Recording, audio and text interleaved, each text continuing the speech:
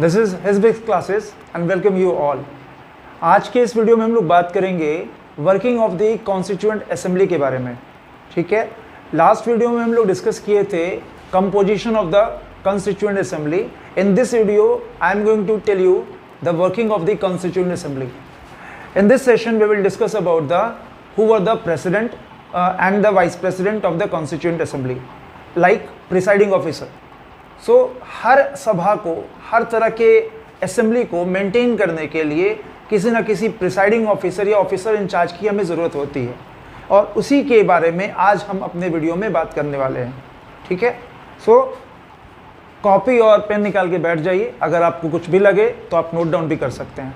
ठीक है, बात करते हैं working of the constituent assembly के बारे में। Working of the constituent assembly आपको साफ दिख पा रहा होगा सभी को, और आप अगर चाहें तो आप स्क्रीनशॉट भी ले सकते हैं या फिर कॉपी से नोट भी कर सकते हैं। कॉन्स्टिट्यूएंट असेंबली का फॉर्मेशन कैबिनेट मिशन प्लान के तहत 1946 में किया गया, और इसकी पहली मीटिंग कई बार आप गलत समझ जाते हैं, सेशन, सिटिंग। आपको समझना होगा कि ये पहला मीटिंग हुआ था 9 दिसंबर 1946 को। तो कॉन्स्टिट्यूएंट असेंबली का पहला मीटिंग हुआ था 9 दिसंबर 1946 को। फर्स्ट मीटिंग 9 दिसंबर 1946। इस दिन क्या हुआ? कॉन्स्टिट्यूएंट असेंबली के मेंबर्स ने, जिस तरह से फ्रांस में होता है कि अगर इलेक्शन नहीं हुआ है तो हम क्या करेंगे, temporary president, temporary presiding officer को चूज कर लेंगे, इलेक्ट कर लेंगे, और तब तक उनको हम देंगे काम करने के लिए, एम्पावर करेंगे, जब तक हम परमानेंट प्रेसिडेंट या परमानेंट प्रिसाइडिंग ऑफिसर अपने सभा के लिए या असेंबली के लिए नहीं बना लेते, नहीं इलेक्ट कर लेते। तो उसी तरह से 9 दिसंबर को भी हुआ, और इसका प्रपोजल लेके आए थे जेबी कृपलानी। इसका प्रपोजल लेके आए थे जेबी कृपलानी। उन्होंने ये कहा कि क्यों नहीं हम, जो सबसे पुराने मेंबर हैं और फ्रीडम फाइटर्स में इनका बहुत बड़ा रोल भी रहा, कंट्रीब्यूशन भी रहा, क्यों नहीं हम डॉक्टर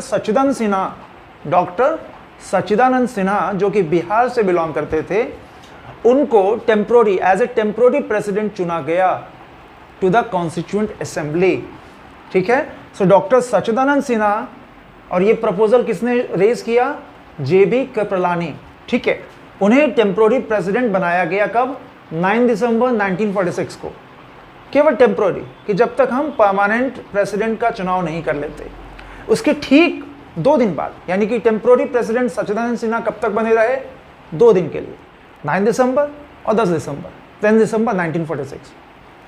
11 दिसंबर को जब उसका सेकेंड मीटिंग हुआ, किसका? कॉन्स्टिट्यूएंट असेंबली का, तो इसमें जितने भी कॉन्स्टिट्यूएंट असेंबली मेंबर्स थे, उन्होंने क्या किया, एक प्रपोजल लाया कि हम इलेक्शन लाएंगे। किसका? प्रेसिडेंट, परमानेंट प्रेसिडेंट का, टू द कॉन्स्टिट्यूएंट असेंबली। और इसमें चुना गया डॉक्टर राजेंद्र प्रसाद। ये भी बिहार के थे। डॉक्टर राजेंद्र प्रसाद, जिनको प्यार से सब कोई राजेंद्र बाबू कहते थे, वो भी बिहार से हैं। And he was the first president of India. He became the first president of India. So Rajendra Prasad के बारे में, वो 2 जगह प्रेसिडेंट बने। पहला कब बने? पहले बने कॉन्स्टिट्यूएंट असेंबली के प्रेसिडेंट, और बाद में बने इंडियन रिपब्लिक ऑफ इंडिया के प्रेसिडेंट।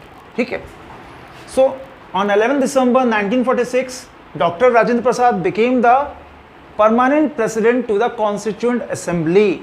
ठीक है, और तब कब तक बने रहे? जब तक कॉन्स्टिट्यूएंट असेंबली ने अपना काम पूरा नहीं कर लिया। यानी उसका काम क्या था? कॉन्स्टिट्यूशन बनाना।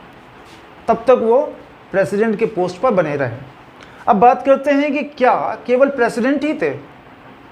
इनके अलावा भी कोई प्रिसाइडिंग ऑफिसर थे? हाँ, बिल्कुल थे। 2 वाइस प्रेसिडेंट थे।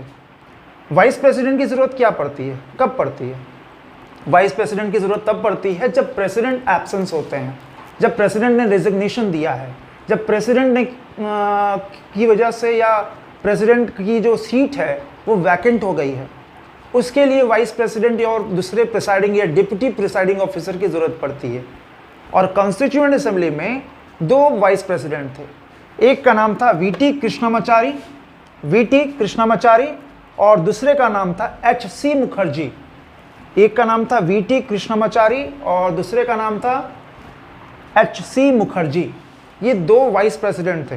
इस बात को हमेशा याद रखिएगा कि कॉन्स्टिट्यूएंट असेंबली में 2 वाइस प्रेसिडेंट थे, ठीक है, और 1 प्रेसिडेंट थे।